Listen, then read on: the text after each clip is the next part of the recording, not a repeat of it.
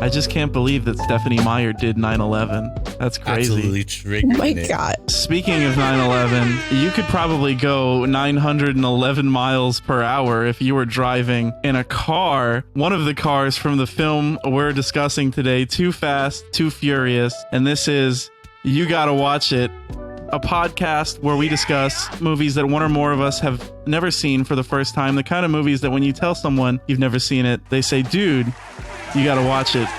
My name is Heath Isley. With me as always are my co-hosts, Paul Salazar Hey. and Eve Chen. Hello. And today, as previously mentioned, we are discussing John Singleton's 2003 film, the second entry in the Fast and the Furious franchise, Too Fast, Too Furious. And this movie is too good to be relegated to the dustbin of pop culture history. What do you two think? I actually have a lot less to say about this movie than the first one. It's kind of a stark contrast to the first one. The first movie, it was feels and familia, and we got to know these people kind of, sort of. But then the second one, we get a lot of sexualization of Ava Mendes, which, thank you, Ava Mendes, for all of your service. Like I said, I have a lot less to say about this movie. It was kind of your typical like adventure stunts with cars.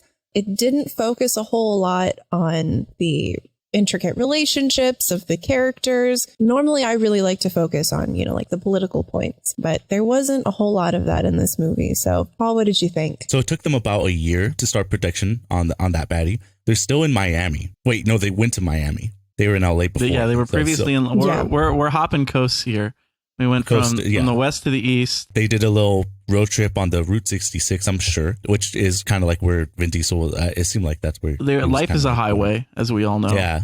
Right. And if I remember correctly, Brian went to Florida to get away from like his whole cop life, right? Yeah. And he can't escape because there's planes, not just automobiles, Brian. Yeah, I think Brian forgot that we're living in the 21st century. He thought it was like 1865, because in like 1865, if you committed a crime, you could go like 2 towns over and just change your name and nobody would ever catch you. The U.S. Marshal would come in and he's like, I'm looking for Brian O'Connor. And you'd be like, nope, sir, I'm Brian O'Malley. Just got here 2 weeks ago, the same day that the guy who committed that crime, who also has my name, left that town.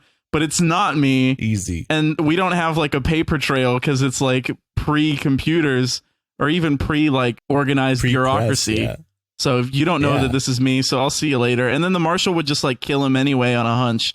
But sometimes he wouldn't. But and if you have a bad illustrator for the wanted poster, no one's going to know. Yeah, exactly. But like he found him anyway, because this whole movie is about Brian being pulled back into the whole cop thing against his will this time. Well, yeah, exactly. That's what I was saying. If this was in 1865, and this was, they were racing carriages, Brian wouldn't have that problem because they wouldn't have known it was him. He would have been able to live his life. But unfortunately, we have cell phones. We have Motorola cell phones in the futuristic year of 2003. They're tracking you. They have cool robot electric spike guns that shut off cars that I'm not sure if they're real or not. Yeah, I just had like so many thoughts. I'm like, why would he think he could get away in like a mobile home in Florida? But he was still like really relevant in the scene there, in the racing scene. And what they were doing, like, racing just speedboats and stuff. So he was still like relevant. They're going to know about him. They're going to know about him in some way. So I was thinking like, all right, so Dom's going to probably come back for vengeance or like team up with someone, another moto gang maybe. And then I was like, cars go vroom. And then I said, oh my God, the intro visual effects were like, they put more money into the visual effects, but they were just like cringy still to me. I do have views about the visual effects in this movie, but just a quick recap of the plot for the uninitiated. This is, of course, Too Fast, Too Furious, the second film in the Fast saga, the greatest film saga of all time. And in this one, our put-upon police officer turned vigilante criminal car racing extraordinaire Brian O'Connor, played terribly as always by Paul Walker, fled the police pursuing him in Los Angeles, his old life behind, left back Dominic Toretto and his sister Mia and his whole familia. And he's hanging out in Miami, the great city that Will Smith rapped about in his classic song from decades ago, hashtag Big Willie style. He's in Miami. He's racing cars. He's hanging out with Ludacris. Some cops come. Oh yeah. Some cops come. They say, Brian, you need to catch this guy, Carter Verone. He's a bad mamma jamma, and he's importing drugs and all sorts of stuff into Miami from, I don't know, Cuba or some shit probably. Who do you want? Take this guy down and we'll clear your whole record. And he's like, who do I want? I want my good buddy Tyrese Roman Pierce, who lives in Barstow, California, aka Mad Max Fury Road land. And they team up. They save the day. They rescue Ava Mendes, and they have a good old time. And Tyrese is hungry. He's very hungry. He's very hungry. That's the main takeaway.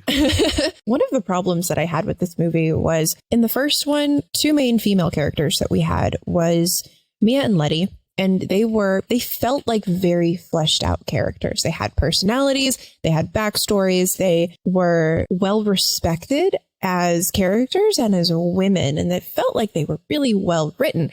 My problem with Ava Mendes here, she just kind of seems like eye candy, I guess. There were a lot of gratuitous shots of her, which is like, I get it. You know, that was a lot of her career at the time, was bikinis and whatnot. Typecasted for it. Right, of course. But she wasn't given a whole lot of personality. She did very minimal things in this movie. She had very little impact on the plot.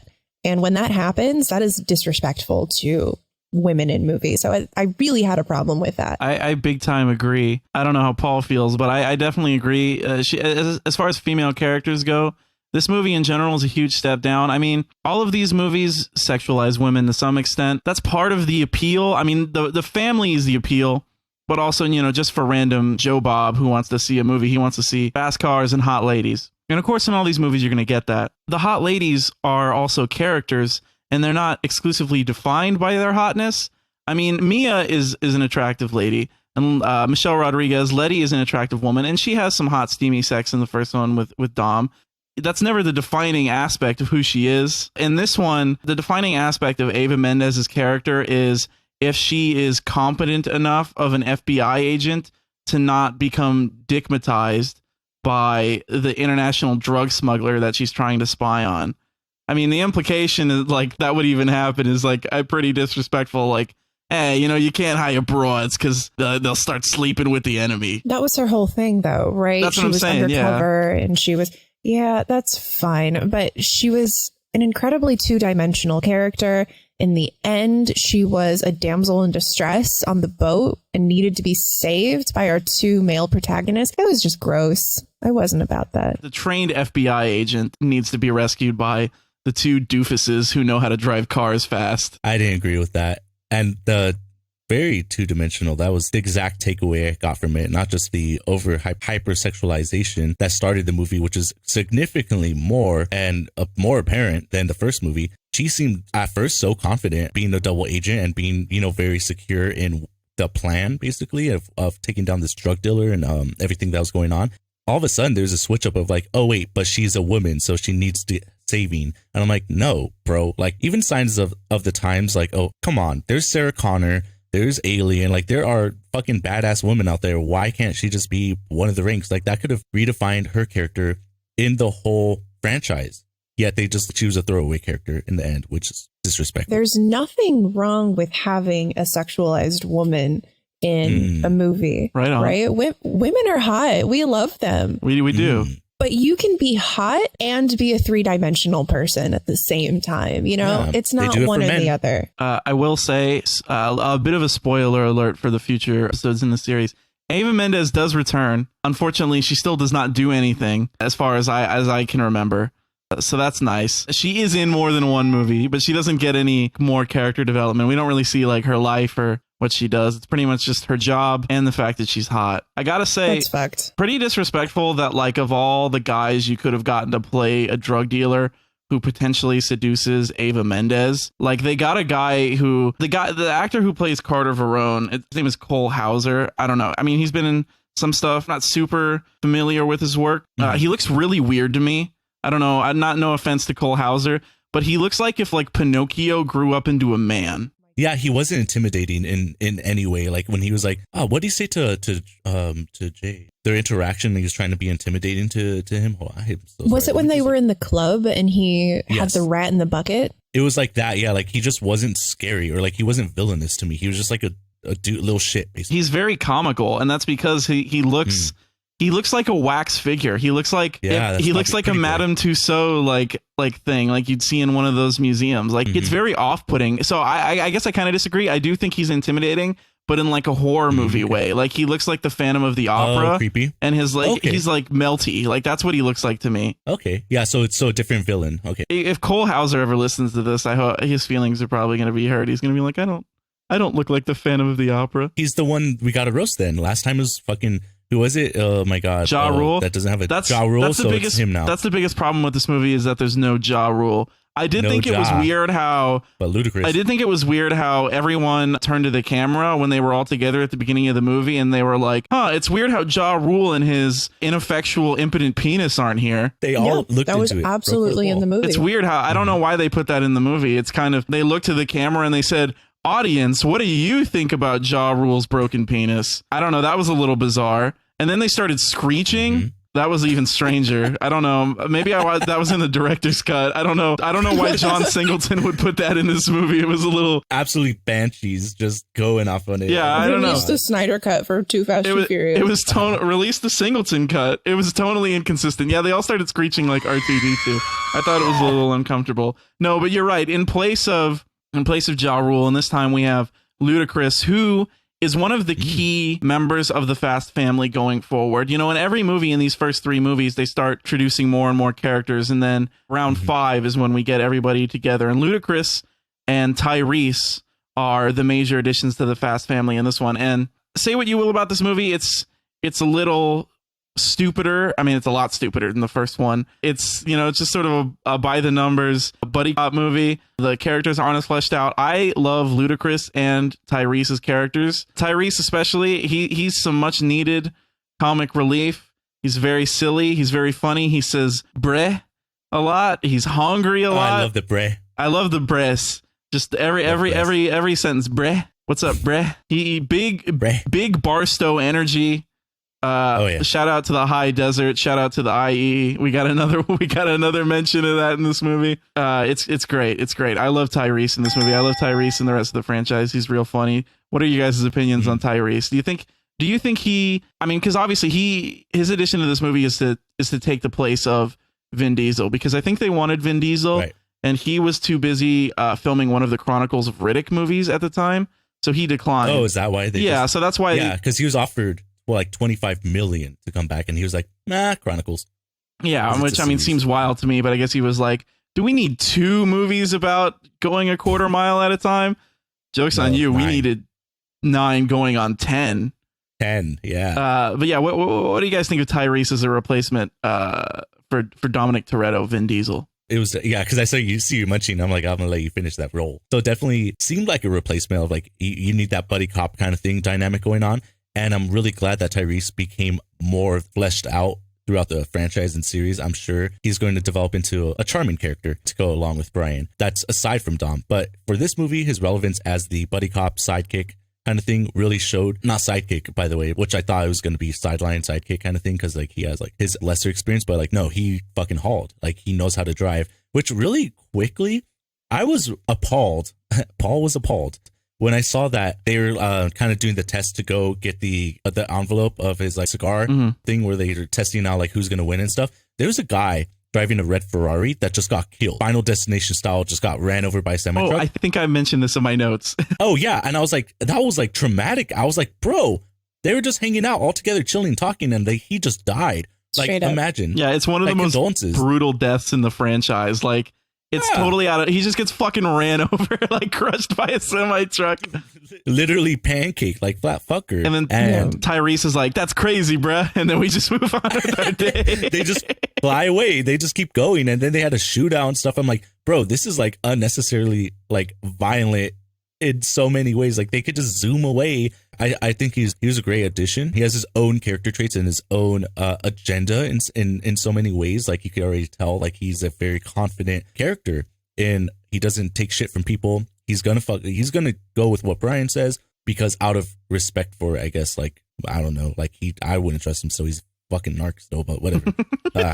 Part of the story, but that's why I thought. Honestly, I love Tyrese. You know, as a comic relief, but that's kind of all he was. Obviously, like, he was kind of competent, but he was portrayed as this person that, as intelligent as he was, like, he was still kind of doing stupid shit. Like, he stole the cigar cutter. Yeah, a lot of bravado. He has to, like, machismo, that sort of thing. Insecure in his masculinity, standing up to Carter Verone. I think that he brings a nice, chill energy, which is sort of how these movies evolve into, because I do think that one is a little, and I like pretty much all these movies. I don't like 4 very much, but I like 1, but it is a little self-serious. There's a lot of dramatic weight. And I think maybe that some of the actors in this franchise aren't fit for that level of seriousness. But when you get somebody like Tyrese in here and you get some jokey jokes and you make it a little more silly, not overtly tongue-in-cheek, you don't make it like ironic or whatever, because there is a lot of the sincerity is still there in this movie, but you just, add a little bit of levity. I think that makes things play a little better, because personally I prefer this one to the first one for all its stupidity. And like you mentioned, I do think it's a little more just fun, and I like Tyrese. I like the additions to the cast, and that's a big reason why is the added levity. There's definitely a tone shift from the first one to the second one, where this one is a little bit more lighthearted. It's a little bit more comical. The consequences are probably just as dire as the first one, but it's played up as, nothing's really serious. This is kind of intended to be a little bit more funny than the first one. This is sort of the beginning of the increased ridiculousness of the franchise. We watched the trailer last week, and obviously in that they had, them going into space, robot superheroes in Hobbs and Shaw. And in this one doesn't go too crazy, but, you have like the robot electric gun that shuts off the cars. I mentioned that. I was like, in my notes, I was like, dude, did they just fucking EMP our boy? Literally, what the? I've never seen that ever. I don't know if that's real, but like the EMP claw thing is the introduction of sort of like the ridiculous gadget, the goofiness. Yeah, and then like in terms of like the tone overall, like we mentioned, Tyrese makes it a little sillier, and then you have like Ludacris in the movie, and then they have a lot of Ludacris references in a movie that Ludacris is in, and that sort of has another. Thank you, Lil Jon. Yeah! That sort of has another element of ridiculousness to it, because you have Ludacris's theme song, which side note, the Too Fast Too Furious theme song is a certified banger. This soundtrack slaps, and that theme song is the cornerstone. The whole thing slaps. But yeah, we have the theme song playing not over the movie, but in the movie. There's speakers in a car, and the theme song starts playing. Ludacris's theme song starts playing while Ludacris is walking past. He's listening to his own song for the movie that he's in. To hype it, like on set, they had those speakers sync up to it so he could hype himself. And then a few moments later, Suki references Ludacris's greatest hit when she proclaims, quote, "Move, bitch." I mean, I guess that could just be a general "move, bitch," but it seems more likely it's like, that, get out of my way, kind of. Yeah, exactly. To quote the man himself, "Move, bitch, get out the way." This movie was fine. Those are my overall thoughts on it. It was absolutely fine. I definitely see what you're saying, Heath, where this is kind of the beginning of where we start transitioning into the typical ridiculousness that we would expect with the franchise of Fast and Furious. Out of the two, this is probably my least favorite. Like I said, I've also seen Fast 5 and 6, which both of those movies are really, really good. And comparatively, like of all of the Fast movies that I've seen, this is probably my least favorite. I just don't think it's very good. I mean, all of the movies like I think Fast 5 were maligned upon release critically. This one is no different. It's got like a 35 or 36% on Rotten Tomatoes. Overall negative views, and it got a less warm reception than even the first one did. So I think your sentiments are shared. Personally, I just like the ridiculousness. I like Carter Verone being a psycho, weird, baby-faced like grease man who tries to torture people with rats in hot buckets. I think that's great. I think the fact is that a real thing? Well, they put it in the movie, so if it wasn't before, it probably is now. There's probably some psychopath who at some point was like, I'm going to do that shit from the Fast and the Furious movie.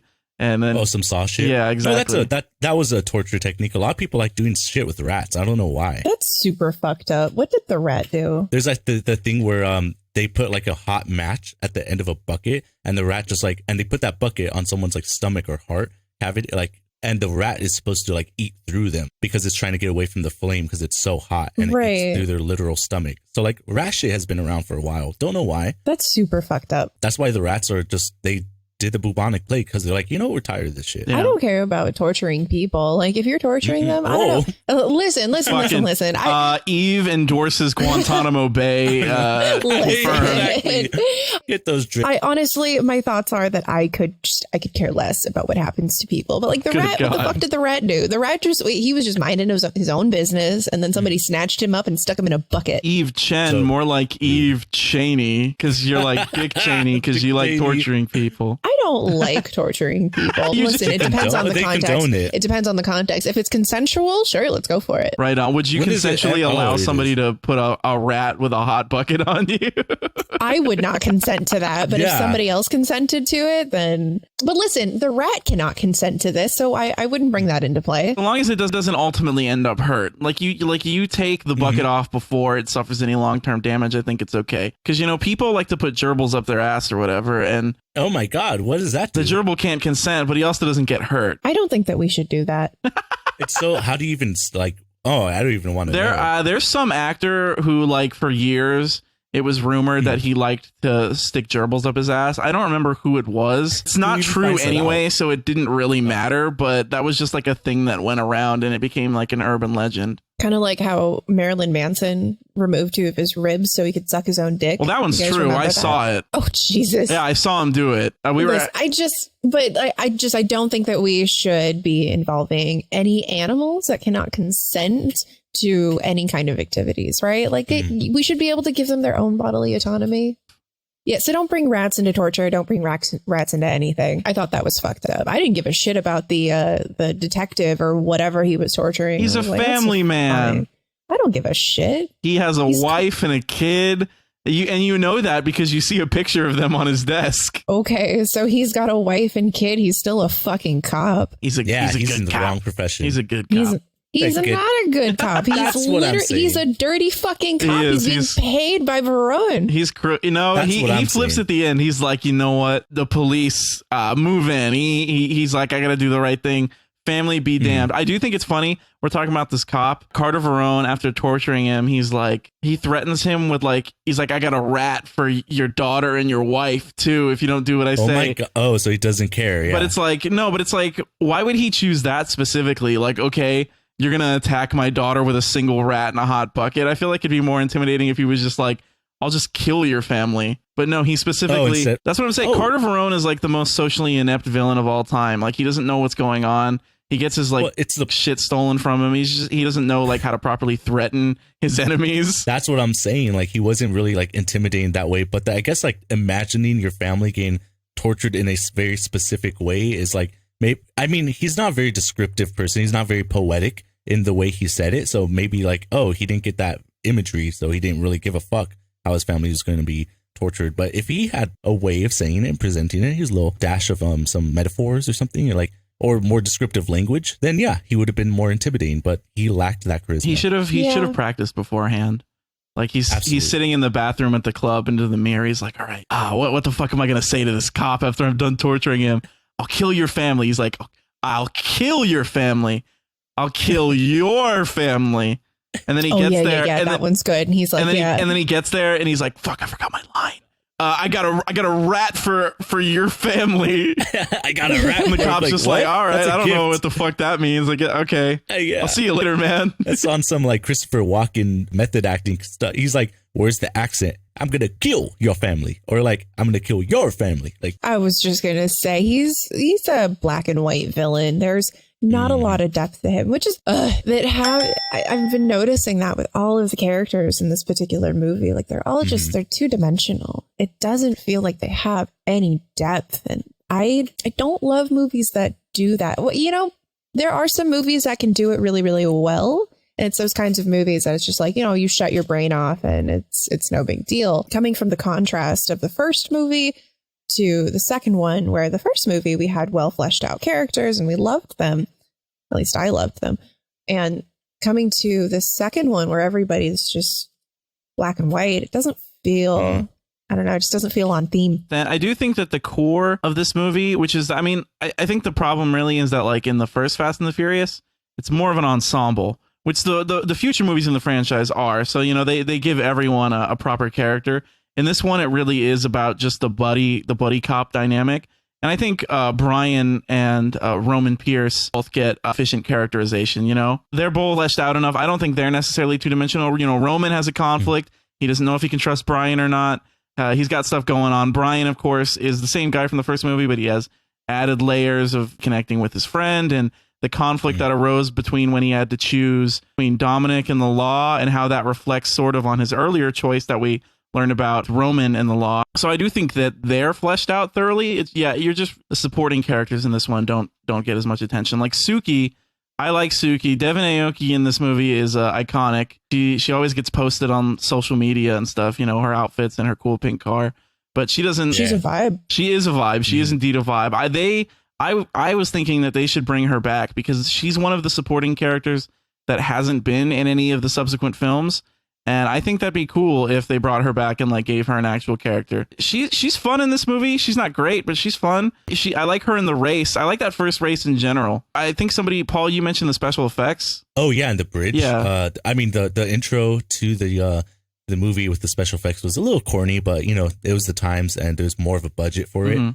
That specifically, like looking at the budget breakdown, yeah, there's some super cool car scenes in general, like practicals, like the bridge jumping over. Really quick, I was just thinking about how goofy and silly it must have been, like, because they're not really like filming in the car, doing the dialogues in the car and shout outs. So it must have been so awkward of them like being stationary in the car, acting like they're driving and just being like, take that fucker, and like just having random shout outs. I don't know. I was just thinking about how goofy that would look. Yeah. What was ridiculous about a lot of these races, even in the first movie, was whenever they were driving and you had a shot of the driver outside their window, like literally everything is just a fucking blur. These motherfuckers are driving rocket ships.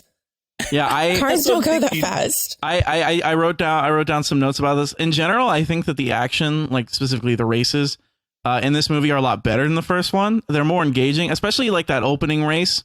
I really enjoy the opening race in this movie for the most part. It feels like there's more of actual cars and less of like horrible looking CGI cars. There is a little bit of that, but it's less so than what you got in the first one. And the race itself is more engaging because there's actual turns. For the first time in a Fast and the Furious movie, we get races where the cars turn a little bit. They don't just go straight. So that's nice. Cars can turn? Who knew? Who knew? Oh shit! Steering wheels, new I've been invention. driving my car wrong this whole time. I've just been going straight. Just fucking driving through buildings until you reach your destination. Yeah, doesn't everybody? Yeah, exactly. You're gonna drive off the earth because it's flat too. Driving through a Carter Verone's boat until you reach your destination. No, but the general vibe of that race is cool because they're all like color coded cars and they all line up and they're all like ridiculous characters. It feels sort of like one of those arcade racing games that you'd play at Dave & Buster's where the machine is from like 1999, but you're playing it in 2011. And like all the characters, like you select over them, like Suki, like she has a pink car with a pink outfit. And she's like, all right. And then you pick her and you know, it's like all you guys are lined up and you guys are like racing through like Miami Speedway or whatever. And like jet skis are going under you and you have to jump over a bridge. That's exactly what it felt like. Literally. And I liked that if you, vibe. like, press the combo right, you could like flip the car or something like that. Yeah, you like do a jump in the air and then like your turbo boosters come out or whatever.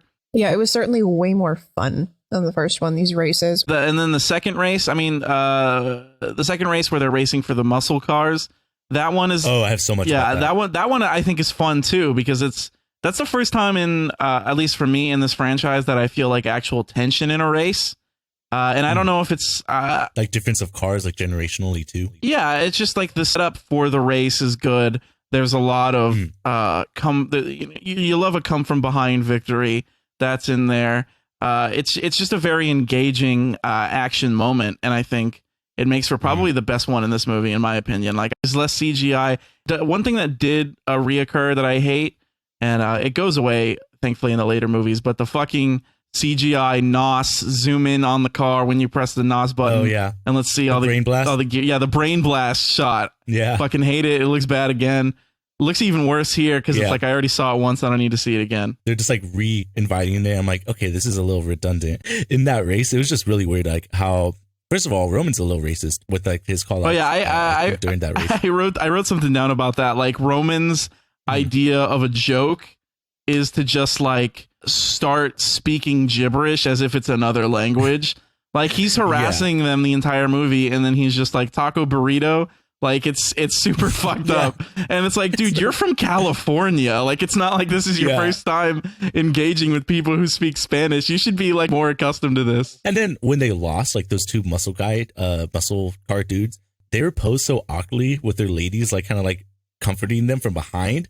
And they were all like decked out like Ed Hardy shit. It was just so awkward. I don't know. That was just funny, awkward to me. They are pretty cool though, because if you look at if you compare this movie to the first one, in this movie, we have guys who lose the race, right? But they keep their ladies.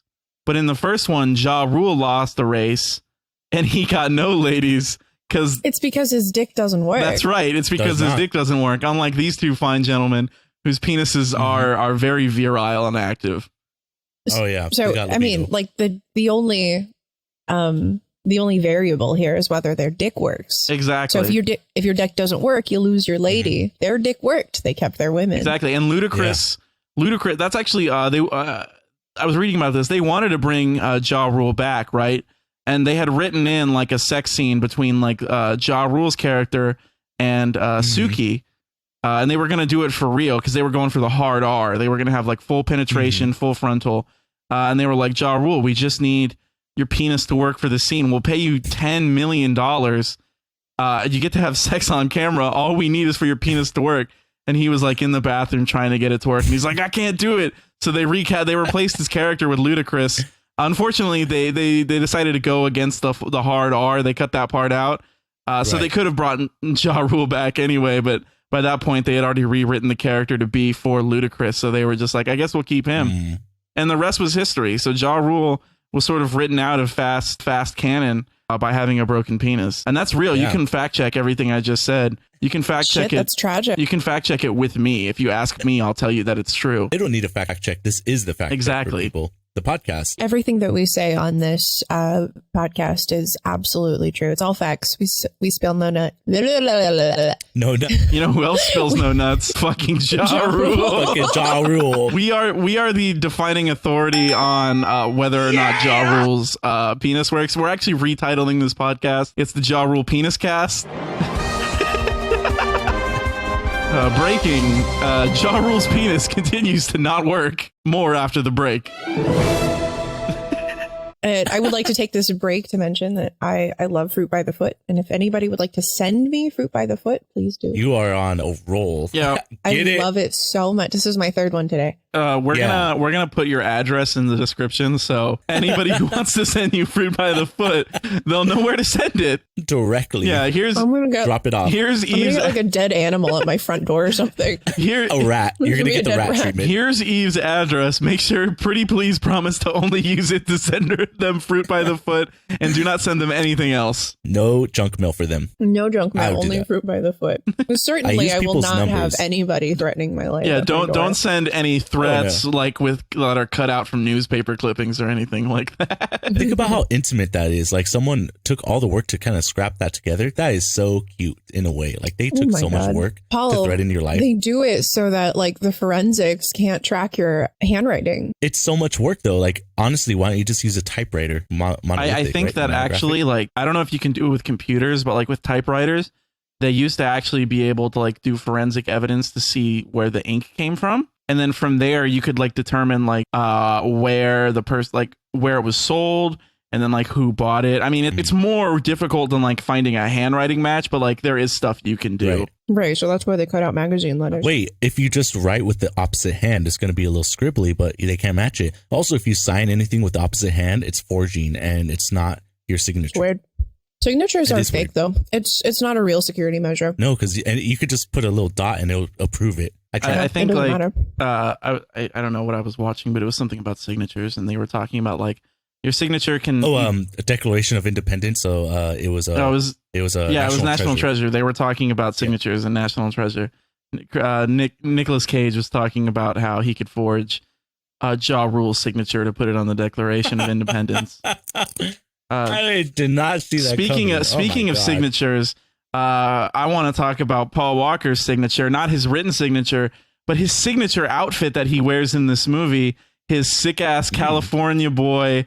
He's got the long tee. He's got the high socks. He's got the fucking pleated Dickies shorts, and he's got the Converse. He's looking like a real fucking LA man. Like, he looks sick as fuck. He's below the knee. He's repping Southern California in this one, and I fuck with it hard.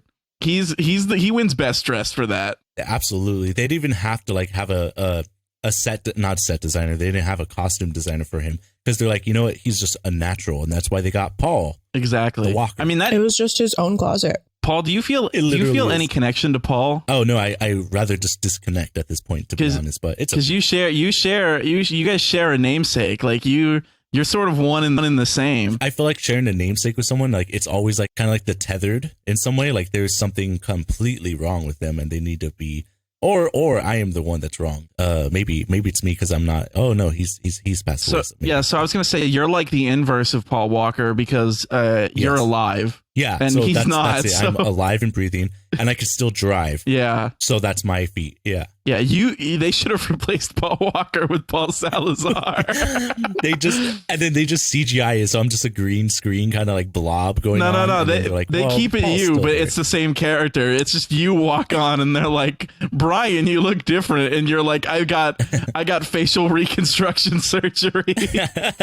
There's a whole thing with it that's kind of like some like James Bond shit going on. Like it's just they could have. They'd accept it. I mean, at this point, they have Idris Elba, who's like a superhero cyborg, so they could have cast you. God, I'm going to message Justin Lin, the director of Fast 9 and 10, and I'm going to tell him to cast you.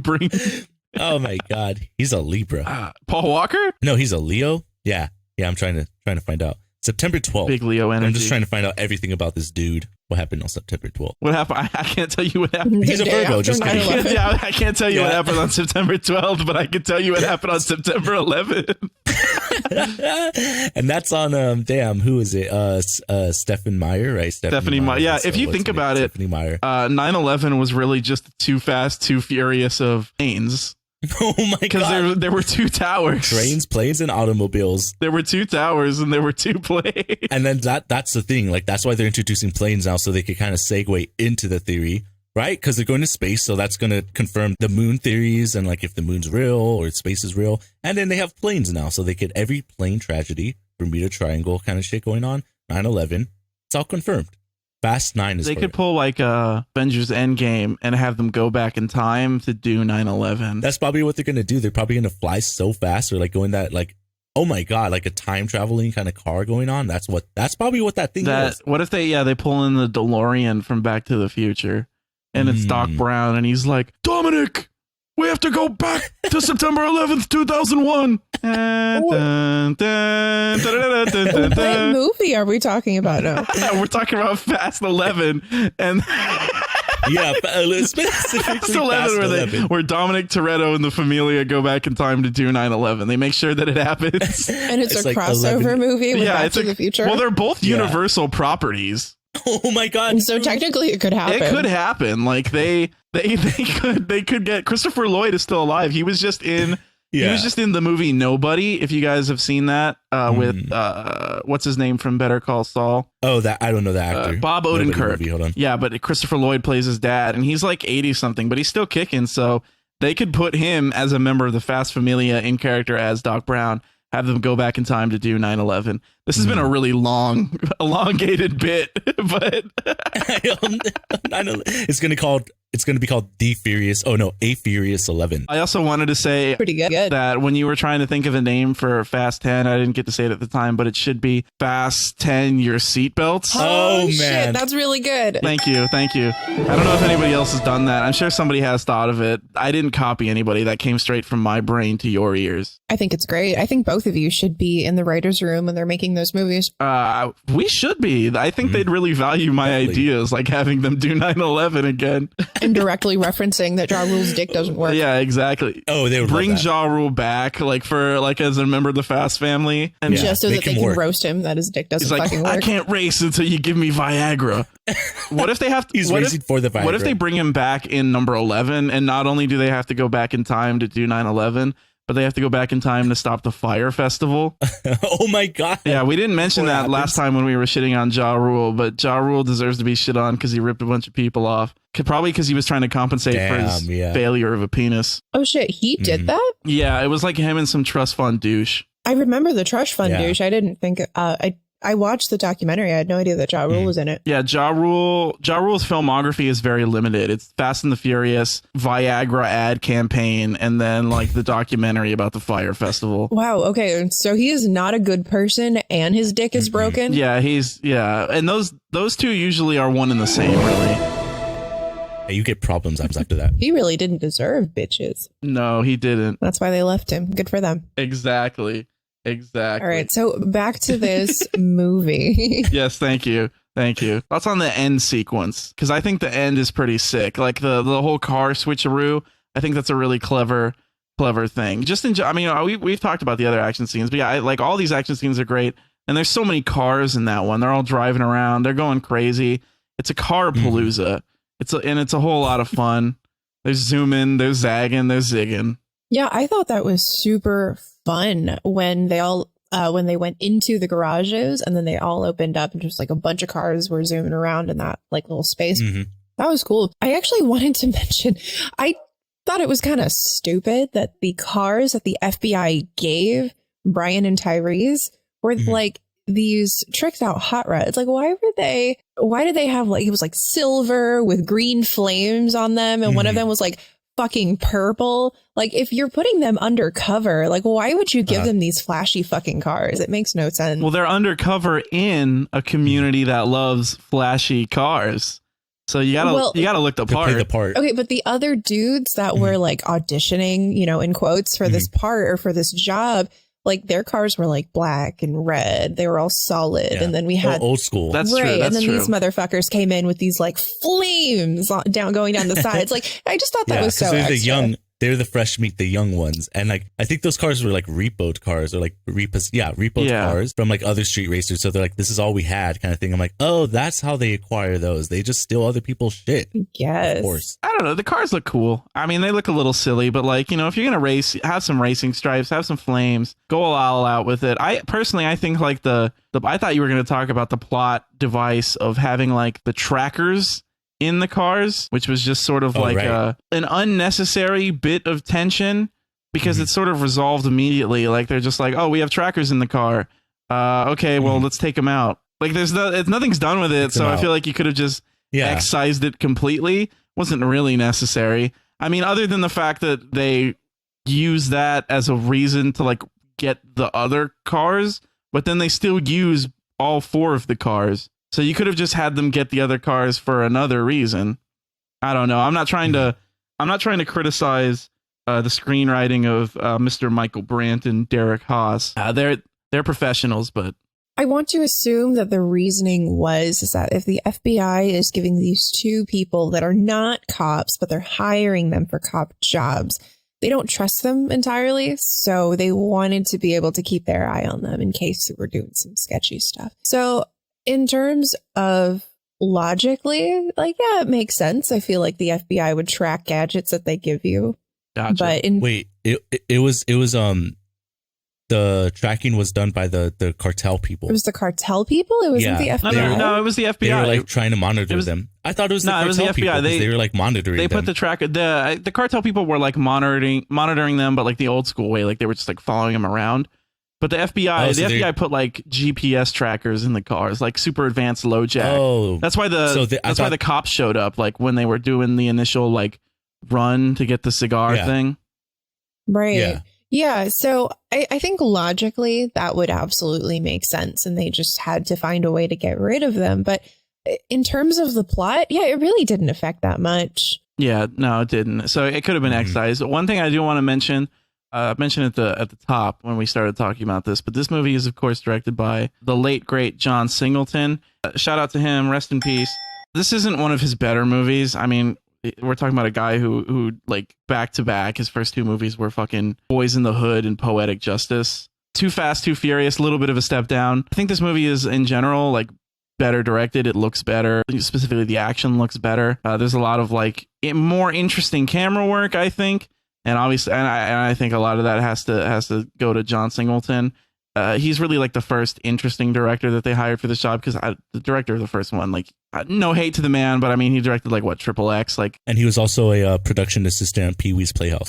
That's cool. I did not know that. That's pretty sick. But John Singleton, definitely a big step up. In general, I think his direction in this is pretty good. One thing I did very much dislike is, I don't know if you guys picked up on this, but there's like a fuck ton of Dutch angles in this movie for no reason. Oh yeah, and I don't know what those are. Maybe because the detective. A Dutch angle is to simplify it. It's basically when the camera is like tilted. Yeah, like off axis kind of thing going on. It's like looking up and then tilted to the side. That happened a lot in the beginning. Yeah, there were a lot of them, and I didn't really. Weird. It seemed like a weird choice. Like, I don't know. Maybe you just like. Yeah. It's just something like, I don't know what to do with the camera. I don't want to have to like. We're just getting like a bunch of normal wide shots. Let me do something different with it. I'll throw in some Dutch angles, but like, it's a little weird because they had to set it up. It's like it's an off-putting shot. Like, it's an intentionally off-putting type of shot. Yeah. Or goofy. That should only be like reserved for like tonally appropriate moments, like something that's supposed to be weird or creepy or silly. And it didn't really fit here, and it kind of got overused, and that bothered me. But aside from that, the movie is pretty well directed, I would say. John Singleton is a great filmmaker, and we missed him. I don't have any much more to say about him. I just wanted to like shout him out because he passed away recently, and he is sorely missed. I mean, when I say recently, I mean like within the last like 2 or 3 years, I think. Yeah, like 2019. Yeah, it wasn't like yesterday, but still too soon. Even if it was. Yeah, and he was a younger guy, I think. Like, he was 51 when he passed. So wow, yeah, that's pretty young, I think. Yeah, definitely. And I mean, and for his age, he had already had a big career. I mean, he got nominated for Boys in the Hood when he was in his 20s. Didn't get nominated for this though. Nobody's ever gonna get nominated for a Fast and the Furious movie, as much as I love them. No, you just get accolades and kind of street cred. Yeah, and like, I'm just not sure that this franchise is known for its really good acting. No, it's definitely not. And this is probably the worst acted one. I'm gonna be honest. Like, Tyrese is fun, but he's not like a skilled actor. He's like just brings his own sort of energy. And then like Paul Walker is of course bad, always bad. Fucking Paul Walker, yeah. Devin Aoki, Suki, I like her. Like, she's fun, but she's also not good. Ludacris is okay. Ludacris is the bright spot, I think. And Ava Mendes. Ava Mendes is always a professional. Guy who plays. Oh, okay, yeah, she's guy who plays Carter Verone. Like I said, weird Pinocchio man. Side note, also, I wrote this down. The actor who plays Carter Verone, apparently he was in Good Will Hunting, and in this movie, Brian multiple times says, "How do you like them apples?" Which was, of course, a phrase that was used in Good Will Hunting. I just thought that was cute, I guess. Sort of in the same vein as like, write that in. It's sort of in the same vein as like the move bitch Ludacris thing. I just like little connections like that. Do you think really just in the writing room, like, yeah, let's have fun with this? I mean, what else are you gonna do? What else are you gonna do? It's a fun movie about drugs and cartels and race. And a weird Pinocchio rat man. I have one more comment about Carter Verone. I wanted to bring this up earlier. In like his FBI description, like you can read it for a second, and this caught my eye because it says complexion dark. Carter Verone is not dark at all. This man is like white as snow. I don't know what the. He's pretty white. He's like a tanned white guy. That's about it. He's just Miami white. Tanned. Paul Walker's not that tan because he hasn't been there long enough. But you give him a few. You give him a few more weeks. You shave him off, give him some tanning oil. He'll look like Carter Verone in more ways than one. Yeah, maybe there's the color grading that they used in this particular film, but I thought that Paul Walker looked a little bit more tan than he did in the first one. Maybe. And that was probably intentionally because, now he's in Miami, Florida. Yeah, he's hanging out. Florida. I mean, he was from Barstow, which is also pretty hot, but it's so hot there you wouldn't want to go outside. And people don't typically suntan in Barstow. They just like smoke crack. I don't know what people in Barstow do. The high desert is its own thing. It's entirely, I think it's one of my favorite parts of this movie is how they're like, we got to go to Barstow. And then it immediately cuts to a demolition derby because like the only place in the world that's like basically Mad Max is the high desert. Like, it's the closest you can get to Mad Max in the real world. Not even Australia or Vegas. There's a lot of Barstow shout outs in this. Like, it's not just the fact that they're from Barstow and they go to Barstow. At the end of the movie, fucking Roman Pierce's like finishing like line is, "It's Barstow, baby." Like, that's why would you be proud? He like, it's like a trophy to him almost. I'm like, I would never mutter those words. He saves the day. He says, "It's Barstow, baby." Shouts out his hometown. Him and Brian steal some money from the government, and they walk off into the sunset as best buds. Best buds. All reparations made. The ending to this movie is magnificent. Like we get a Dukes of Hazzard. Like they even call out Dukes of Hazzard. We get a Dukes of Hazzard like jump over a thing onto a boat. They crash into the boat there's like a shotgun. Ava Mendes is like, "I gotcha." They capture the guy. They walk off into the sunset. They love each other. Their relationship in this movie, I know Eve talked about like the lack of the family connection, and that definitely is felt. But Brian and Roman's connection in this movie is great from moment one. It's a little, Vince is not here, unfortunately, so we don't have like the mesh shirt energy. No mesh shirts, but we have shirtless, and he was cut. I didn't know Tyrese is cut as hell. He looks good. And also they wrestle. So we do get a little homoeroticism right from the jump because they just start wrestling immediately. Just some good old boys wrestling in the dirt. It's fun. It's a lot of fun. They love each other and we love them for it. It's a fun bromance in this movie. You kind of get that tonal change where the first movie takes itself a little bit more seriously, and then the second one is intended to be a little bit more comical. But even though you don't get that like warm fuzziness of we are family and like we stick together and we do what we can for each other, this one, it's a little bit more bromancy, where like you see their best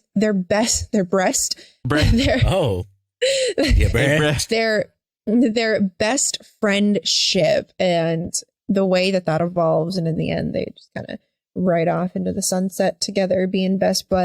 Classic Hollywood ending. Oh yeah, and it's heartwarming. It is heartwarming, but it's a totally different tone than having, you know, like a group of intentional family. As the movies progress, one thing that makes me sad is that I love their relationship in this movie. I think that's like one of the best like two character relationships in the franchise, because they do feel like natural, like best friends. Like they genuinely feel like old buddies who have reconnected. I kind of got a similar vibe of like what's that one movie with Will Smith? Bad Boys? Bad Boys. It is. Bad Boys. I wrote that down. This movie, because as I mentioned in the last episode, like these first 4 Fast and the Furious movies, they're each just sort of aping a different movie and trying to see what sticks. And this one is definitely Bad Boys. You've got 2 cool dudes. One is a jokey jokester. There's some hot ladies, and they're in Miami. It is definitely Bad Boys energy. And I mean, Bad Boys 2 came out like 2 years after this, so it wasn't like the franchise wasn't like fresh on the mind, but I definitely think that that's like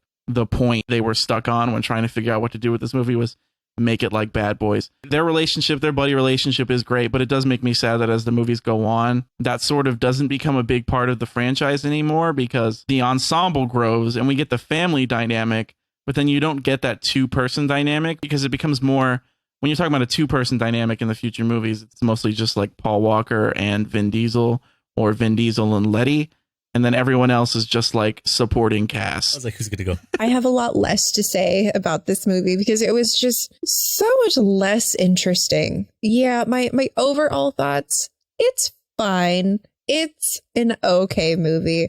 I had a good time watching it, but like, I'm probably not going to watch it again. I don't think I will. I really, really can't wait until we get to Tokyo Drift. I have heard so many good things about that movie, so I'm excited for it. Tokyo Drift is fucking sick. I agree. This movie is mostly fine. I like it because it's silly.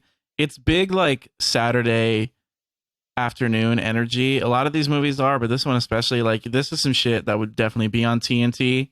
And you pull up to it like 30 minutes in and you're just like, oh, this is fun. I'll sit through this for a while. It's one of those movies. Yeah. Yeah, it's a movie that you can kind of just sit and watch when you're wasting time. Yeah. But passively. Yeah, it's just like if it just comes up on the TV, you're like, yeah, sure, why not? But it's not one of those movies that you're like, oh man, I really want to watch Too Fast, Too Furious today. Yeah, no, definitely. Other than the fact that we're doing this for this show, this is like one of the ones in this franchise that I'd never be like, I'm going to revisit that. Oh, one thing that I forgot to mention that I do think is being sorely overlooked, though, is the fact that they do have Inspector Gadget, Knight Rider type ejector seats in their cars. Oh my God. And that's pretty Yeah, sick. They should do that some more. Carter Verone being a weird Pinocchio man. All the things we previously mentioned. This movie is mostly unremarkable. Just sort of a silly, breezy time. Paul, do you echo our sentiments? Yeah, my closing thoughts of it are just that. Going into the film, I was like really excited and almost hyped with the Familia, even though it's like a new Familia or like integrating new Brotherhood. It was cool because like that first race was pretty cool with the stunts and everything, even though it was like a little, weird. But there's some characters like, new introductions, like they had personality. They had some theme songs. Ludacris was there. So I was like, I'm cool. Like I'll watch this. Yeah. And then things got, again, like I keep on going back to this. It seems like it's pro cop propaganda where like there's a good cop and he gets stuck back. He's like, all right, get my friend that I kind of like ratted out and he's in Barstow. Yeah. So I was like, I don't know about that pro cop shit. So that's still like, that's a reoccurring thing that comes back in all these movies. But other than that, charming race scenes, some weird acting, which is, a given. It was a timed with the fashion, with the cars, for sure. Mm-hmm. Pretty excited for Tokyo Drift, even though it's the lowest movie in entire franchise. It pulled the like least amount worldwide box as office, it deserves. wild. Lowest in the franchise, but number one in my heart. Tokyo Drift is great. First one of these movies that's like actually good. Too Fast, Too Furious, Too Pod, Too Cast, Too Much for us to take. Stay tuned next week. You really tried with that one. I did it good. That was great. I did it good. That was pretty good because it's two pod, two cast. Yes. Goodbye. Hey, you can follow us on the socials that we just made us. Oh, that's right. We have social media now. That's fun.